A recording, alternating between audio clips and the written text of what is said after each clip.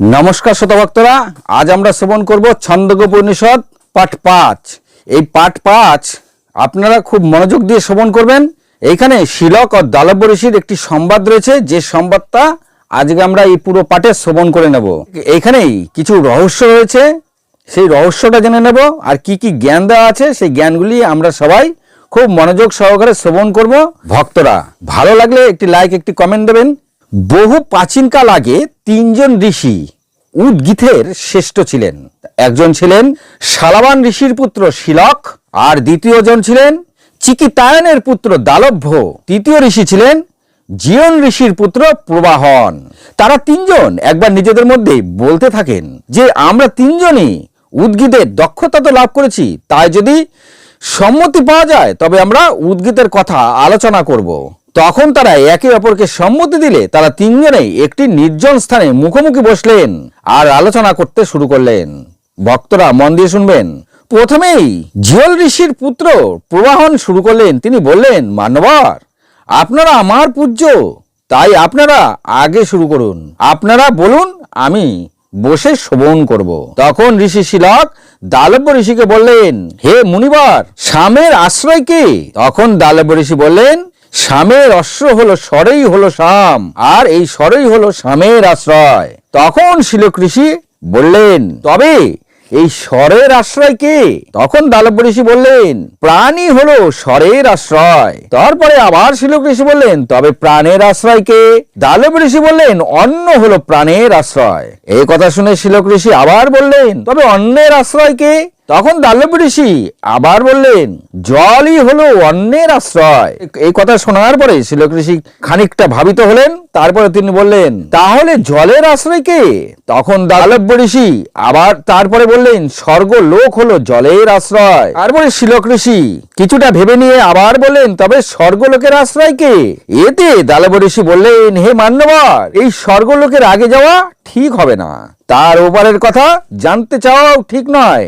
আমরা তো স্বর্গের মধ্যেই শামকে পাচ্ছি, কেননা শামকেই স্বর্গলোক ভেবে তারই স্তুতি করা হয়। তখন শিলক ঋষি বললেন, হে মান্যবর দালভ্য, তোমার কথা অনুসারে শাম নিঃসন্দেহে প্রতিষ্ঠাহীন, কারণ তুমি যে শামকে স্বর্গের মধ্যে প্রতিষ্ঠা হয়ে আছো তা কিন্তু সম্পূর্ণ ঠিক নয়। ওই স্বর্গের আশ্রয় কেউ না কেউ তো রয়েছেই। হে মান্যবর, এরকম আধুরা উত্তর যদি বা অর্ধেক উত্তর যদি অন্য কেউ শ্রবণ করে তবে সে সঠিকটা তো জানতেই পারবে না। যদি শিষ্যরা এমন শেখে তবে তো সে অজ্ঞানী হয়ে থাকবে। আর তাতেও সে তখন যদি বলে, যদি এটাই সত্যি হয় তাহলে তোমার মাথা খণ্ডিত হোক, তবে তো নিশ্চয়ই তা খণ্ডিত হয়ে যাবে। এই কথা শোনার পরে দালব্য ঋষি বললেন, হে মান্যবর, তবে আপনিই বলুন শামের সম্পূর্ণ তত্ত্ব কি? আমাকে কৃপা করে তার তত্ত্বজ্ঞান জানান। তখন শিলক ঋষি বললেন, নিশ্চয় মান্যবর, বলো কি জানতে চাও? তখন দালব্য ঋষি বললেন, স্বর্গলোকের আধার কে? শিলক ঋষি বললেন, মানুষরাই হলো স্বর্গলোকের আধার। শিলক ঋষি লাস্টে কি বললেন? মানুষরাই হলো স্বর্গলোকের আধার। খুব মন দিয়ে শুনবেন, এইখানে এই জ্ঞানটা লুকিয়ে রয়েছে।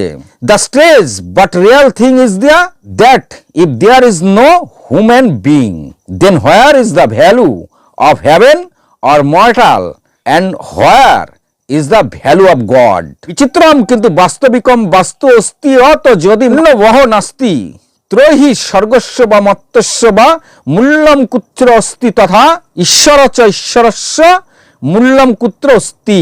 ভক্তরা, মানুষে যদি না থাকে তার স্বর্গলোক দিয়ে কি হবে? এরপরে দালব্য ঋষি বললেন, তবে মৃত্যু লোকের আধার কে? শিলক ঋষি তখন বললেন, যে লোক আধার প্রতিষ্ঠা তারপর আর জানতে চাওয়া ঠিক হবে না। সব লোকের প্রতিষ্ঠাতা আমরা যে মানুষেরা শামকেই মেনে থাকি, কেননা শামেরই আরেক রূপ হলো পৃথিবী, আর এই পৃথিবী হলো প্রতিষ্ঠা ভেবে তার স্তুতি করা হয়। তখন জীবল পুত্র প্রবাহন বললেন, হে মান্যবর, হে শিলক, তোমার শাম প্রতিষ্ঠা পৃথিবী নিঃসন্দেহে তো তা ঠিক, তবে এইখানেই তা অন্ত বলা যায় না। আর যদি তাই হয় তবে যে এতটা জেনে নেবে সে যদি তোমায় বলে এটাই যদি সঠিক হয় তবে তোমার মাথা এখনই খণ্ডিত হবে, তবে তার সাথে সাথে খণ্ডিত হয়ে যাবে, তবে কি তা সম্ভব? তখন শিলক ঋষি বললেন, হে মান্যবর, তবে আপনিই বলুন এই সামের মূল রহস্য কি তার অন্ত? এই মানুষ্যলোকের তবে আশ্রয়ই বা কে? এই কথা শ্রবণ করবার পরে প্রবাহন ঋষি বললেন, মন দিয়ে শোনো, আকাশই হলো মানুষ্যলোকের আধার, অর্থাৎ সর্বদা সর্বময় পরমাত্মা হলো সমস্ত লোকের আশ্রয়।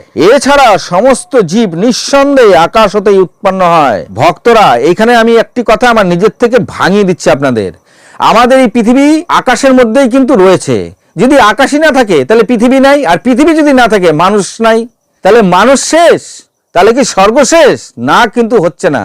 আকাশ না থাকলে কিন্তু কোনো কিছুই সম্ভব হবে না। তাই এখানে প্রবাহন ঋষি কথাই বলতে চাইলেন, আকাশ হতেই সমস্ত কিছু উৎপন্ন হয়, আর এক সময় সমস্ত কিছু এই আকাশেই বিলীন হয়ে যায়।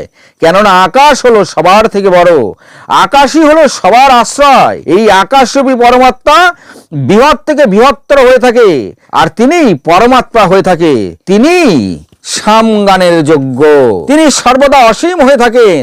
এই সব উপাসক এই অসীম পরমাত্মার এই রকম রূপ ভেবে উপাসনা করেন, আর তার জীবন নিঃসন্দেহে উঁচু থেকে উচ্চতর হয়ে থাকে, আর এক সময় তিনি বড় থেকে আরো বড় লোক প্রাপ্ত করে নেন। ভক্তরা, এরপরে প্রবাহন ঋষি বললেন, একবার সৌনক ঋষির পুত্র অতি ধনক্য ঋষি শাণ্ডিল্য নামক এক ঋষিকে এই উদ্গীতের ওপরের রহস্য বলেছিলেন, হে মান্যবর, যতদিন তোমার বংশের সন্তান এই উদ্গীতের উপাসনা করতে থাকবে ততদিন তারা এই সামান্য মানুষদের মধ্যে থেকেও সর্বশ্রেষ্ঠ থাকবে, তথা তোমার সন্তানেরা মৃত্যুর পর এই লোক বা আরো উঁচু লোকে জন্ম নিয়ে তারা সেখানেও শ্রেষ্ঠ স্থানের অধিকারী হয়ে থাকবে। তো ভক্তরা, প্রবাহন ঋষি এখানে বললেন, সমস্ত মানুষ থেকে শ্রেষ্ঠ হতে গেলে এই উদ্গীতের উপাসনা করা উচিত। আর তবে তিনি এমনই শ্রেষ্ঠ হয়ে যান, এমন ভাবেই একদিন তিনি সবার শ্রেষ্ঠ হয়ে যান, সবার থেকে আলাদা হন, সবার থেকে উঁচু হন, আর মৃত্যুর পর সে পরলোকেও সবার থেকে উঁচু স্থান পেয়ে থাকেন। ভক্তরা, তাহলে তিন ঋষির কথা আজকে আমি এখানে শেষ করলাম, কারণ এরপরে আরেকটি সম্পূর্ণ আলাদা ভাগ রয়েছে। সেই ভাগটা আমি আলাদা একদম খণ্ডে দিচ্ছি, যেখানে তিন ঋষি ছিলেন শালাবানের পুত্র শিলক, চিকিতায়নের পুত্র দালভ্য ও জিওল ঋষির পুত্র প্রবাহায়নের কথা আজ এখানেই শেষ হলো। অর্থাৎ এ বড় সে বড় কে বড় দেখার দরকার নেই। আকাশ যদি না থাকে পৃথিবী থাকবে না, পৃথিবী না থাকলে মানুষ থাকবে না, আর মানুষ না থাকলে স্বর্গলোকের কোনো মূল্যই নেই, মানুষ লোকেরও কোনো মূল্য নেই, পাতাল লোকের কোনো, মানুষ না থাকলে দেবতারও কোনো মূল্য নেই। দেবতাকে কে ডাকবে? হরে কৃষ্ণ। আজ এই পর্যন্তই। যদি ভালো লাগে একটি লাইক, একটি সাবস্ক্রাইব করে দেবেন। ভালো থাকুন, সুস্থ থাকুন, নমস্কার।